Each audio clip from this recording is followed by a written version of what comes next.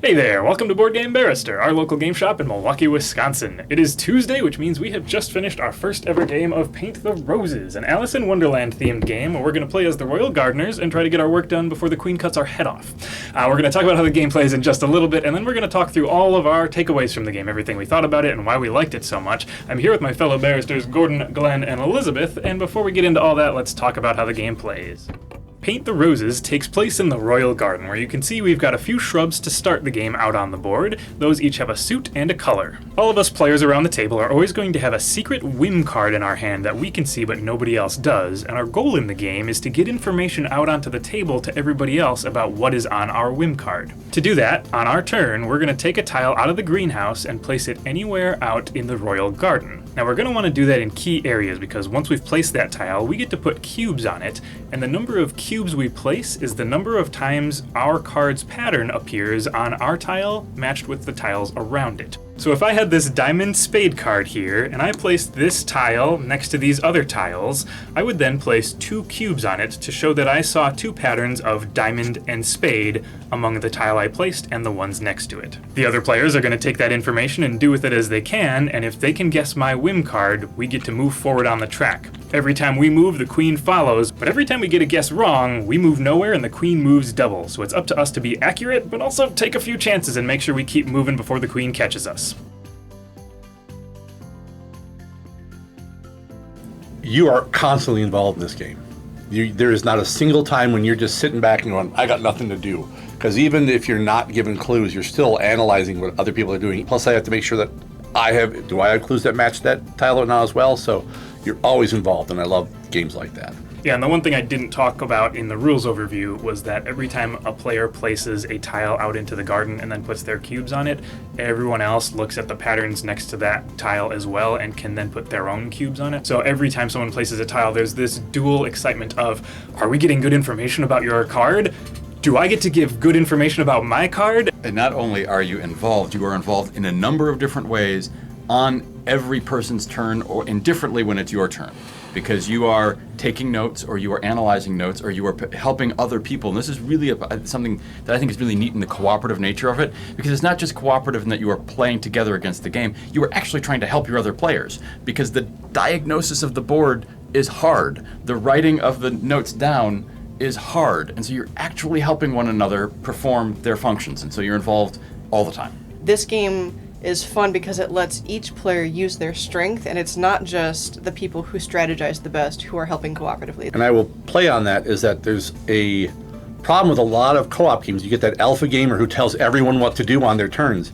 You can't do that in this. There's too much. There's too much, and you have I pick a tile, you have no idea why I'm picking that tile, so you telling me to place it somewhere, you're shooting blind completely.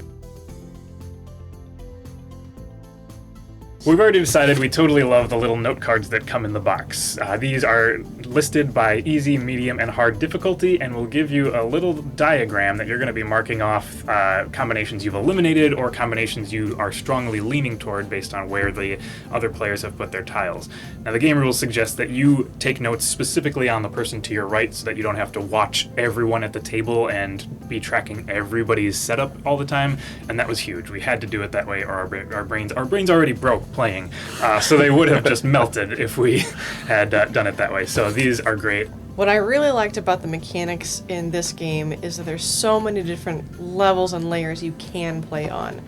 I can look in the greenhouse and find something that's going to be a good match for, what's on my card, put it in a place, give you a clue affirmatively of what's on my card. But I can also grab a tile and tell you what's not on my card. I can leave spaces for the next player to have a good play if I think they're going to need it. I can look at which tiles are in the greenhouse, and I can affirmatively select the one that's going to cause the least confusion based on what notes you've already taken. There are so many levels at which this game can be played, and I don't think it's wrong to focus on any one of them. We all have the ability to focus on them various parts throughout the game. I hate this little rabbit, but I love the adrenaline that kind of starts to pump, because it's like when you're going around, I mean, we were crushing it. We were like, 9 spaces ahead of the Queen at one point, or 8 or 9 spaces ahead, and we're feeling great. But then whenever you pass this bunny, she starts moving faster. And just that shrinking bubble that Sudden you're in death. trying to maneuver in, where it's like, sudden death, that's absolutely it. And literally sudden death because my heads got chopped off. The thing to know about the time this game takes is that it's largely up to you. You can decide how much thinking power you want to put into each player's turn, and either play it a little bit fast and loose and maybe just say, all right, we're at a 50% chance, let's just choose one, or you can really dive into your fellow player's psyche and try to reverse time, as we talked about a little bit before, and think through the moves they'd already made and get really deep into the weeds as far as the thinking goes into the game. That's not less fun, but it is going to take you a lot longer. So the game box says 60 minutes per game. Ours took us about an hour and a half, and we were probably at about 75% thinking power. So hour and a half on our first playthrough after we'd learned the rules, but you could totally have played it in an hour if you just wanted to, get your first game out of the way, learn some stuff, and then move on to your next one. Ideal number of players, we played with 4 today and really loved it. And we can imagine adding a 5th would also feel really good. The game might play very similarly at 2 and 3, but the part that so many of us liked was that collaboration and that helping each other out. And having a bunch of us around to do that felt really good. And the main difference you're going to see between a lower player count and a higher player count is going to be both, one, the number of people who get to put more information out during other people's turns. If we're playing with 4 people, we have 3 extra turns to maybe put more of our cubes out on their turns. And 2, you're going to see more turnover on the greenhouse, and potentially have more opportunities for good things to come up for you as you see there, or for good things to go away on you, frankly. But that is a difference in the gameplay. I think something to be wary of is thinking, oh, this is a cooperative game. There is going to be some element of luck. Let's just barrel ahead. But this is actually a very exacting game, so you have to really want to be playing that game that has a lot of thinking points. Yeah, despite being a pretty innocuous, cute-looking box about Alice in Wonderland, even though she never appears in the game. Simple, clean components. Yep, and a pretty small box size without a ton of components, as you say. It is not going to be a raucous, fast-moving, fun around the table, cute Alice in Wonderland game. There's a lot of thought in a really cool way. One big thing to be wary of, we spent a long time trying to figure out what these rules were telling us. Watch the little rule summary. We tried to break down how this works. It's really simple when you see how it works, but it was a real struggle for us to get there from reading the rules. It's hard to explain. Yeah, definitely be wary of that. This game is absolutely for the people who enjoy the Einstein house puzzle of this must be adjacent to that, this must be true, that cannot be true. It is very exacting, and it is not the type of game where it's, collect this information and then do your best job. It is collect this information and then be really sure about it until the point where you can't be sure anymore, and then it's flip the coin.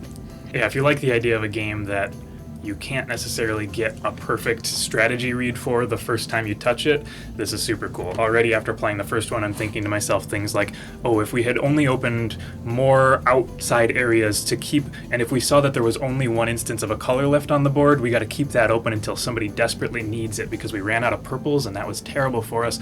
So it's a game that if you enjoyed it the first time, it's because you learned a lot and you're going to want to come back, talk with the team and say, there are things we could have done differently and it would have been better if. And yet, while it is a super, super thinky game, because it's cooperative and collaborative and you're helping one another, there's not this feeling of the biggest brain's going to win or the biggest brain has to carry the day. This is also a game where, if Bob is going to sit at the table and go through the entire decision tree to see how everything works, that you enjoy being part of that and you are there to support Bob in going through that, and you find value in going through that decision tree, even if maybe you already got there silently in your head. The vocalizing it and hearing that and hearing someone else go through that, if they're still working their brain and they may be working at a different speed than you are and you value that contribution, this is a game for you. Alrighty, well, thank you so much for joining us this morning for our takeaways of Paint the Roses. If you liked the video, hit the like button. If you've got a comment, leave a comment. And as always, hit that subscribe button to see all of our videos when we post them every single week. Thanks for joining us this week, and we'll see you next time.